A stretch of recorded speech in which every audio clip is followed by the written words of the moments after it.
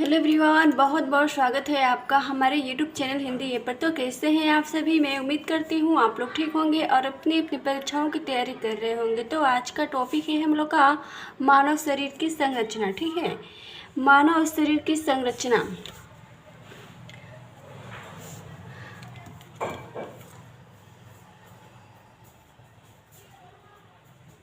मानव शरीर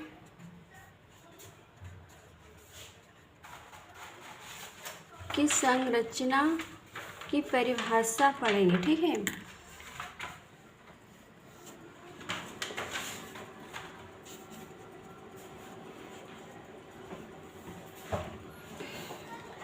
कोशिकाओं का वह समूह जो उत्पत्ति, संरचना एवं कार्य में समान होता है। ठीक है, क्या है?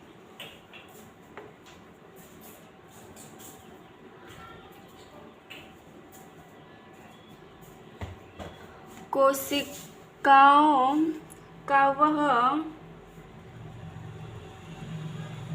का वह समूह जो उत्पत्ति, संरचना एवं कार्य में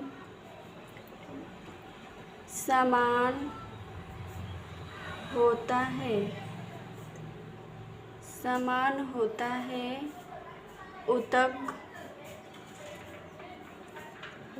ऊतक कहलाता है।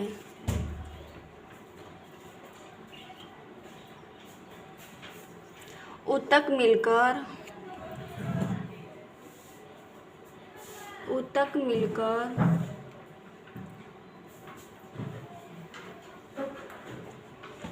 जीवों के अंगों का निर्माण करते हैं। ठीक है, ऊतक मिलकर जीवों के अंगों का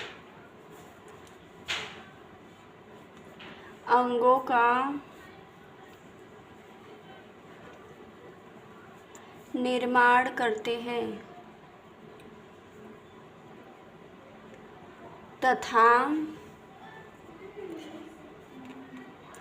ये अंग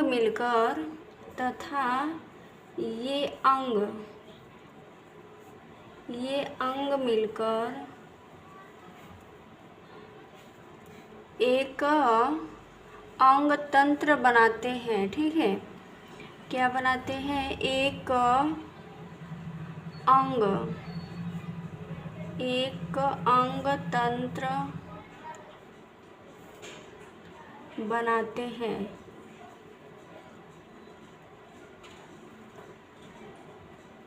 अंग तंत्र मिलकर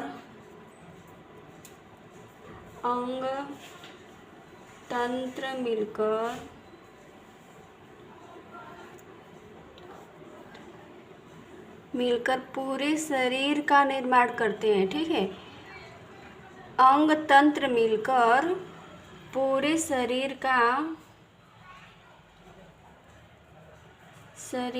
का निर्माण करते हैं।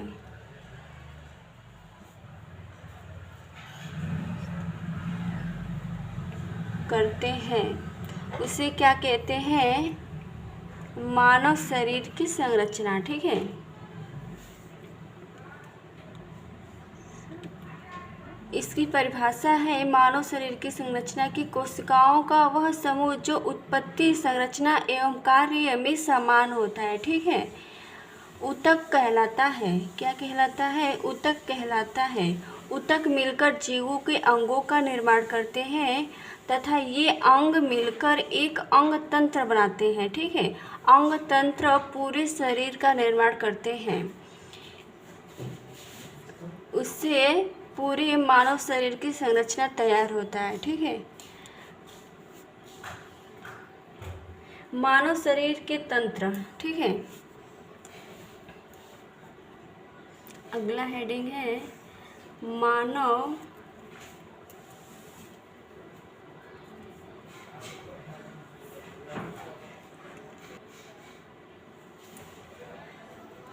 अगला है मानव शरीर के तंत्र। ठीक है, मानव शरीर के तंत्र।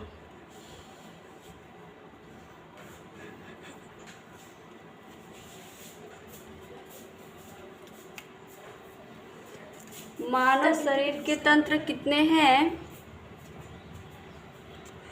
ये निम्न प्रकार के होते हैं। ठीक है, मानव शरीर के तंत्र निम्न प्रकार के होते हैं। इसमें पहला हो जाएगा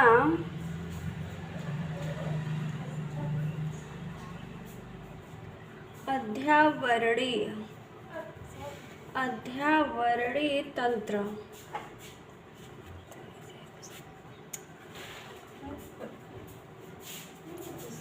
दूसरा है पाचन तंत्र। तीसरा है श्वसन तंत्र।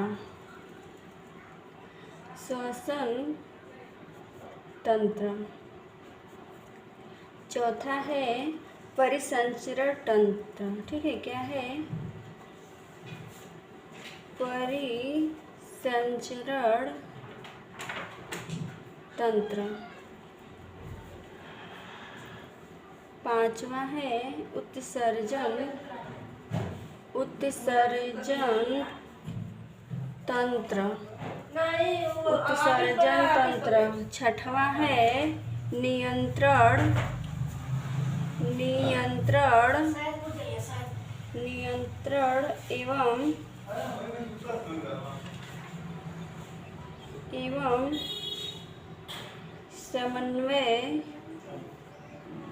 एवं समन्वय तंत्र। ठीक है,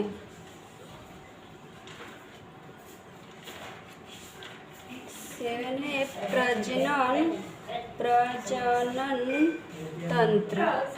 प्रजनन तंत्र। ठीक है,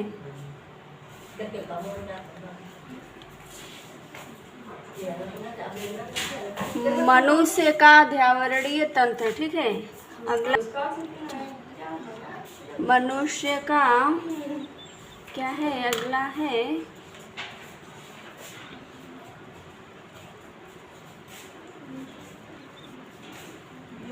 मनुष्य का अध्यावरणीय तंत्र। ठीक है,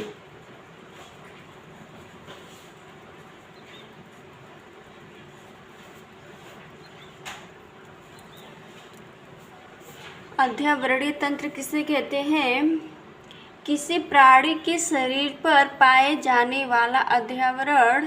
ठीक है, किसी प्राणी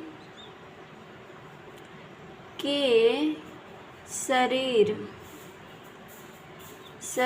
पर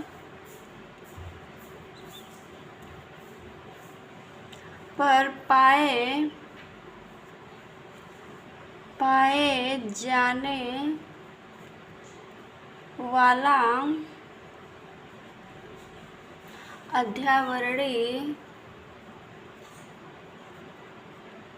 अध्यावरण। ठीक है, क्या है? अध्यावरण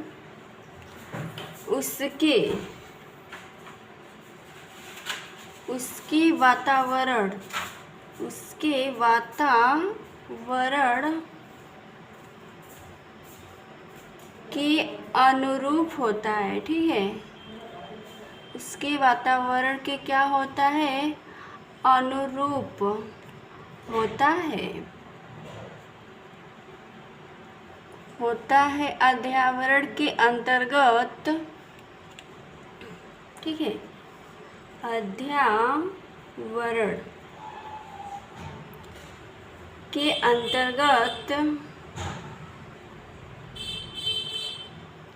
अंतर्गत त्वचा तथा इसके व्युत्पन्न आते हैं। ठीक है, इसके अंतर्गत क्या आते हैं? त्वचा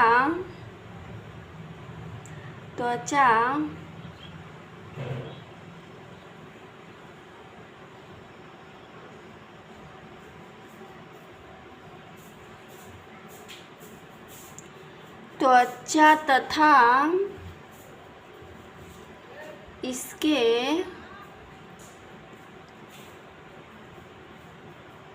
व्युत्पन्न आते हैं, ठीक है, आते हैं। मनुष्य की त्वचा मुख्यतः 2 स्तरों से बनी होती है, ठीक है। कितने स्तरों से? मनुष्य में त्वचा 2 स्तरों से बनी होती है। पहला है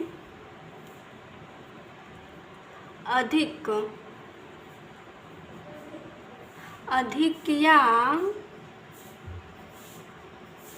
उपचर्म, अधिक या उपचर्म, ठीक है। दूसरा है चर्म, दूसरा है चर्म, ठीक है।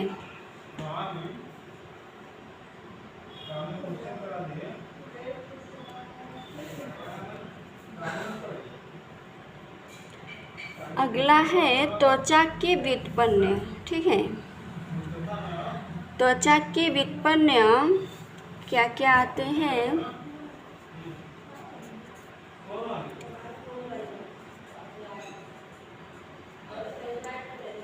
त्वचा के व्युत्पन्न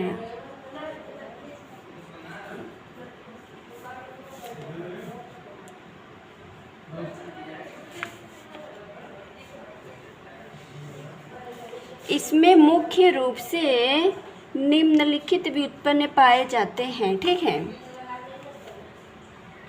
जैसे पहला है बाल या रोम, ठीक है। इसमें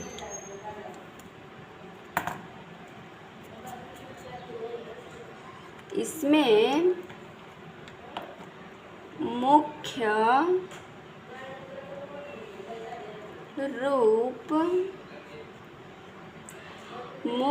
रूप से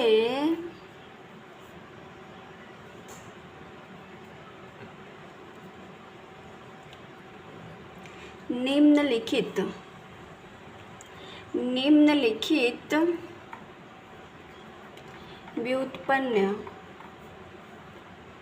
व्युत्पन्न पाए जाते हैं, ठीक है, पाए जाते हैं।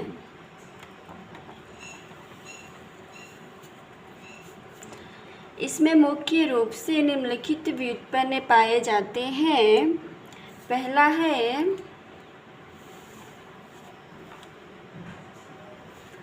बाल या रोम, ठीक है। बाल या रोम,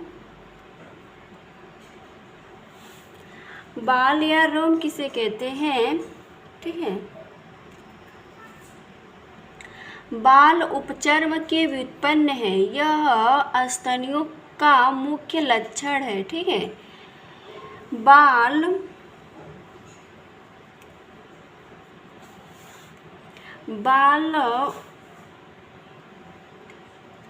उपचर्म के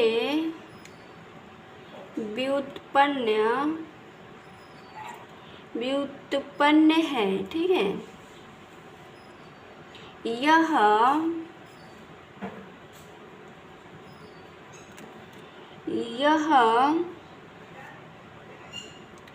स्तनियों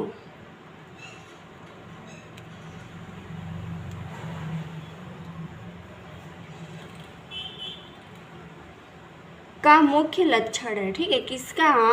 स्तनियों का मुख्य लक्षण है, मुख्य लक्षण है।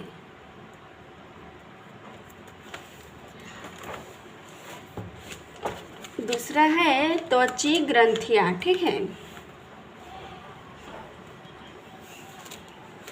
दूसरा क्या है?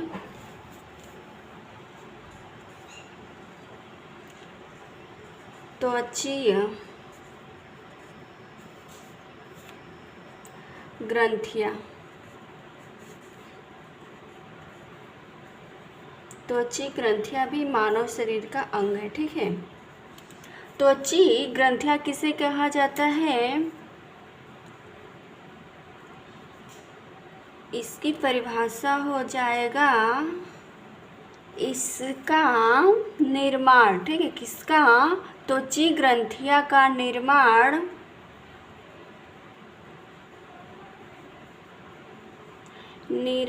अधिचर्म की सबसे भीतरी परत में मैलपीगी। ठीक है, क्या है? मैलपीगी अस्तर से होता है। ठीक है, इसका निर्माण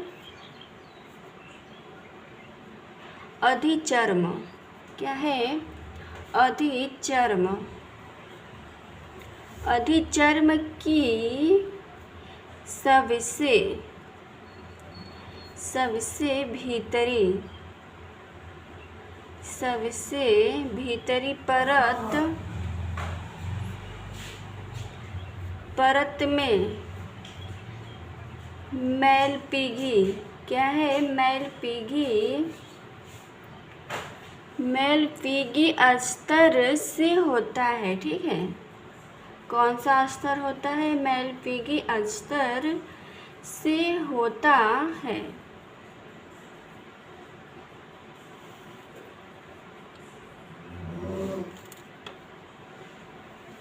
मैलपीगी अस्तर की कोशिकाओं से निम्नलिखित त्वची ग्रंथियां विकसित होती हैं। ठीक है, मैलपीगी अस्तर की कोशिकाओं से निम्नलिखित त्वची ग्रंथियां विकसित होती हैं। ठीक है,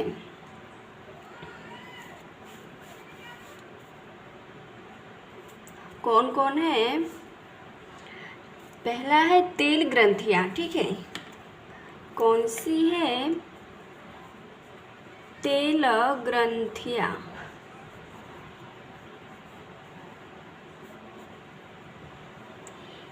तेल ग्रंथियां किससे कहा जाता है? ये रोम। ठीक है, ये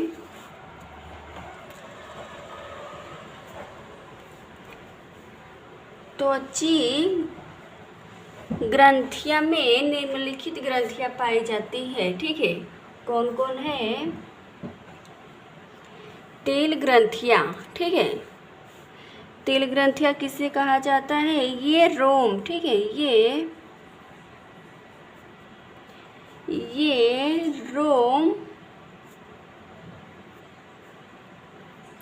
रोम पुट्टिकाओं। ठीक है, किससे? रोम पुट्टिकाओं से संबंधित होती है। ठीक है, तेल ग्रंथियां रोम पुट्टिकाओं। ठीक है,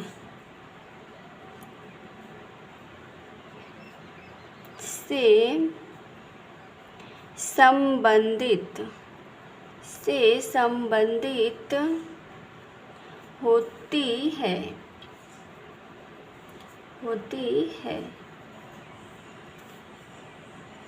इससे तैलीय तरल। ठीक है, क्या होता है? इनसे, ठीक है, किससे? तेल ग्रंथियां से तैलीय सरल। ठीक है, क्या है? तैलीय सरल सीबम स्रावित होता है। ठीक है, क्या होता है? तैलीय सरल सीबम। ठीक है, इससे तैलीय तरल। ठीक है, तरल सीबम क्या होता है? स्रावित होता है। ठीक है, स्रावित होता है।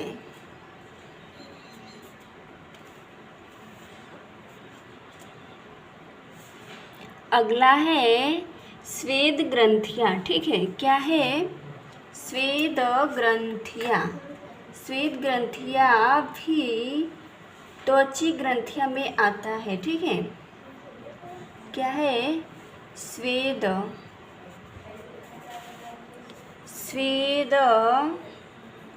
ग्रंथियां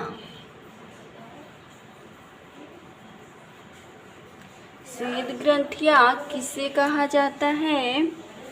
यह पसीने का स्राव करती है, ठीक है। स्वेद ग्रंथियां से पसीना बाहर निकलता है जो ताप नियमन, ठीक है, क्या है?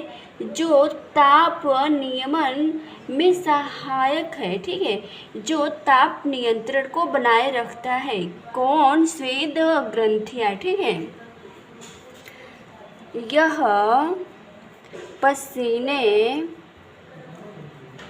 यह पसीने का स्राव करती है, ठीक है। क्या करती है? पसीने का स्राव करती है जो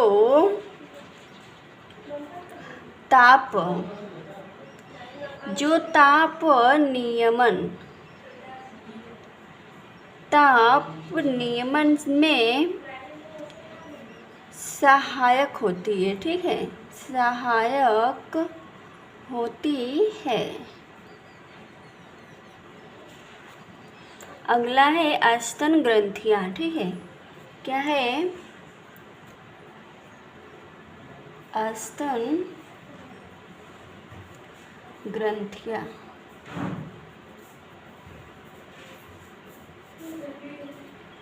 स्तन ग्रंथियां किससे कहा जाता है? ये स्त्रियों में विकसित होती है, ठीक है, प्रसव के पश्चात इससे, ठीक है, क्या है? प्रसव के पश्चात इनसे दुग्ध का स्राव होता है, ठीक है। स्तन ग्रंथियां ये स्त्रियों, ठीक है, किसमें? स्त्रियों में विकसित होती है। प्रसव, ठीक है,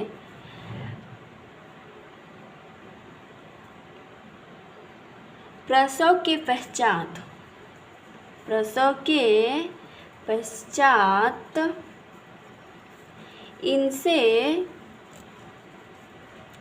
इनसे दुग्ध, ठीक है, दूध का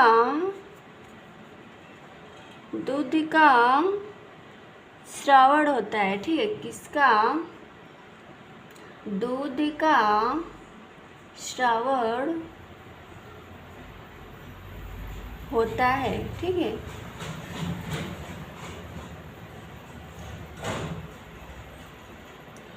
ये श्वेत ग्रंथियां का रूपांतरण है, ठीक है, किसका? ये श्वेत ग्रंथियां का, ये श्वेत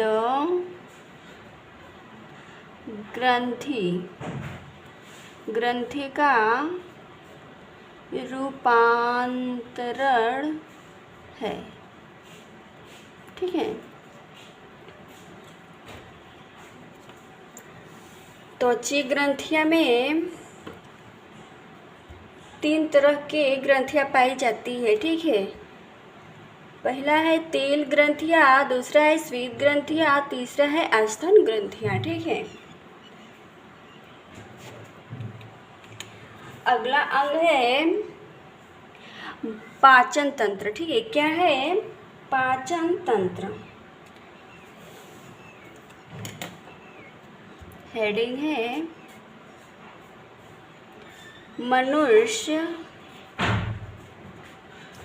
मनुष्य का पाचन तंत्र।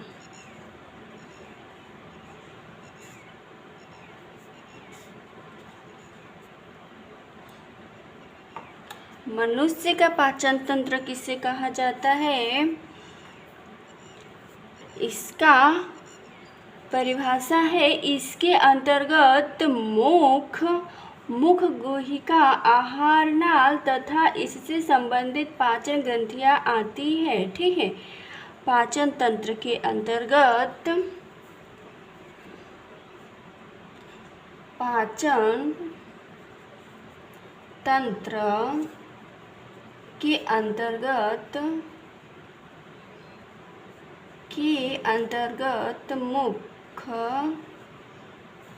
मुख गुहिका आहार नाल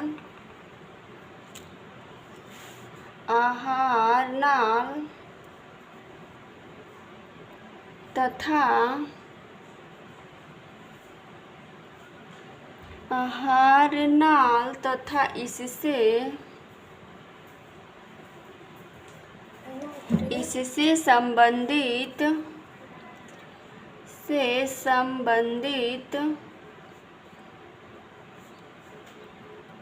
संबंधित पाचन ग्रंथियां आती हैं। ठीक है, इससे संबंधित क्या है, पाचन ग्रंथियां आती हैं।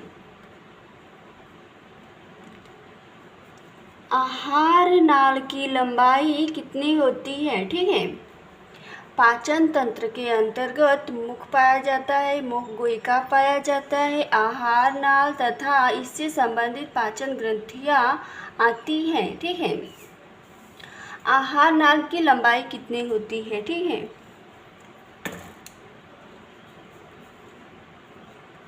आहार नाल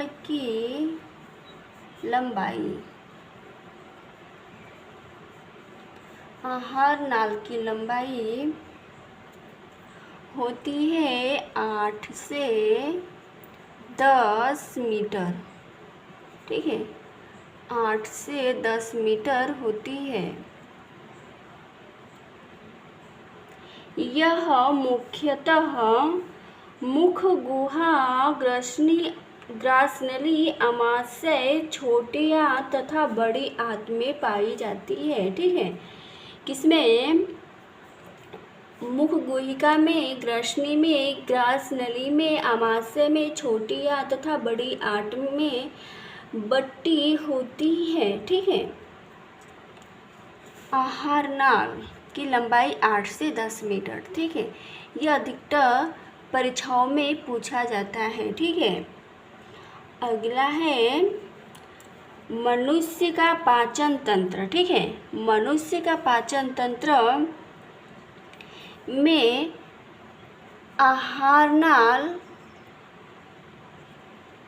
को याद करना है। ठीक है, पाचन तंत्र में आहार नाल को मुख्यतः याद करना है। ठीक है, मनुष्य के पाचन तंत्र के अंतर्गत बहुत सारे अंग पाए जाते हैं। ठीक है, जैसे में लार ग्रंथियां, ग्रसनी एवं ग्रसिका, आमाशय, छोटी आंत तथा बड़ी आंत। ठीक है, सबके बारे में हम लोग आज पढ़ेंगे। इससे पहले दांतों के प्रकार पढ़ लेते हैं। ठीक है, दांत कितने प्रकार के होते हैं, प्रत्येक जबड़े में दांतों की संख्या कितनी होती है तथा दांतों का कार्य क्या होता है। ठीक है,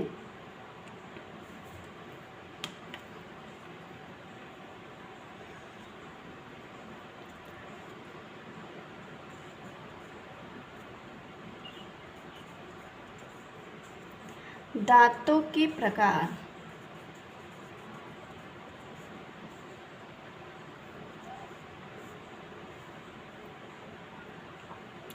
दांत मुख्यतः 4 प्रकार के होते हैं। ठीक है, कितने? दांत मुख्यतः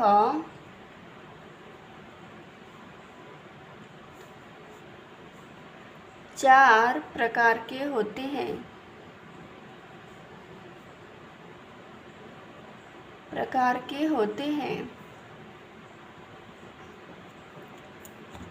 पहला है कृंतक।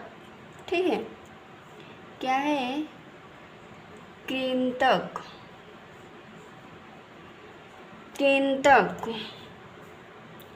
प्रत्येक जबड़ों में दांतों की संख्या। ठीक है, कृंतक की संख्या कितनी होती है? 2 जोड़ी।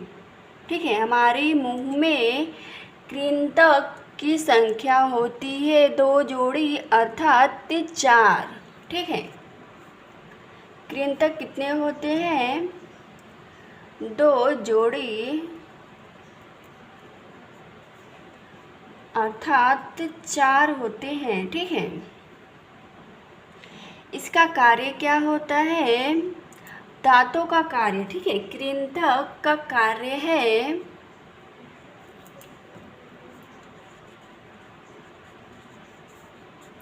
इसका कार्य है भोजन को कुतरना। ठीक है, भोजन को काटना होता है कृंतक का कार्य। ठीक है, भोजन को कुतरना। दूसरा है रदनक।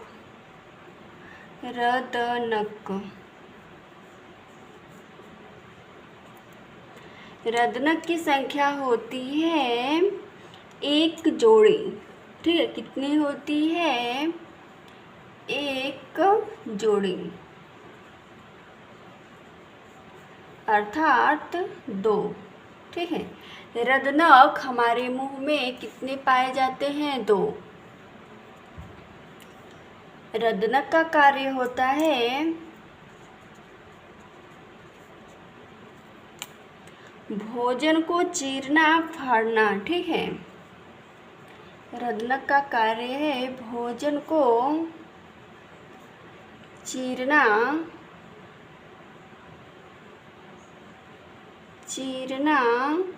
फाड़ना।